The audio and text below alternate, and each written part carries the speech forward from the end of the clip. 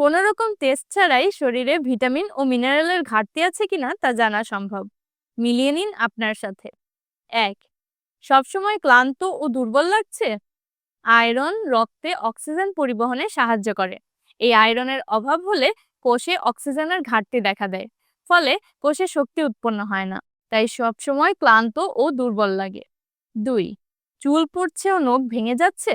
Vitamin B7 এবং vitamin D কোষের বৃদ্ধিতে সাহায্য করে, তাই ভিটামিন B7 এবং ভিটামিন ডি এর অভাব হলে চুল পড়ে যায় এবং নখ দুর্বল হয়ে ভেঙে যায়। ৩.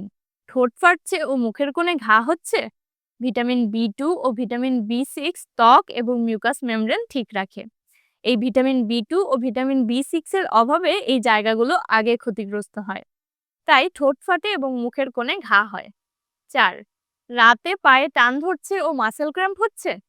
ম্যাগনেসিয়াম, ক্যালসিয়াম এবং ভিটামিন ডি পেশির সংকোচন প্রসারণ নিয়ন্ত্রণ করে। এই ম্যাগনেসিয়াম, ক্যালসিয়াম এবং ভিটামিন ডি এর ঘাটতিতে মাসেল ক্র্যাম্প হয় এবং পেশিতে টান ধরে। ৫. ত্বক শুষ্ক ও রুক্ষ হচ্ছে। ভিটামিন A ও ভিটামিন E ত্বকের কোষ রিপেয়ার করে। এই ভিটামিন A ও ভিটামিন E এর অভাবে ত্বক নিস্তেজ হয়ে যায়, তাই ত্বক শুষ্ক ও রুক্ষ দেখায়। ৬. বারবার সর্দি কাশি ও ইনফেকশন হচ্ছে। ভিটামিন C শরীরের রোগ প্রতিরোধ ব্যবস্থাকে সক্রিয় রাখে। ভিটামিন C এর অভাবে রোগ প্রতিরোধ ব্যবস্থা দুর্বল হয়ে পড়ে, তাই শরীর সহজেই সর্দি কাশিতে আক্রান্ত হয়, এমনকি ইনফেকশনও হয়। এই লক্ষণগুলোর কোনোটি আপনার সাথে মিলে গেলে কমেন্ট করে জানাতে পারেন। এমন ভিডিও নিয়মিত পেতে ফলো দিয়ে রাখতে পারেন এই পেজটিতে।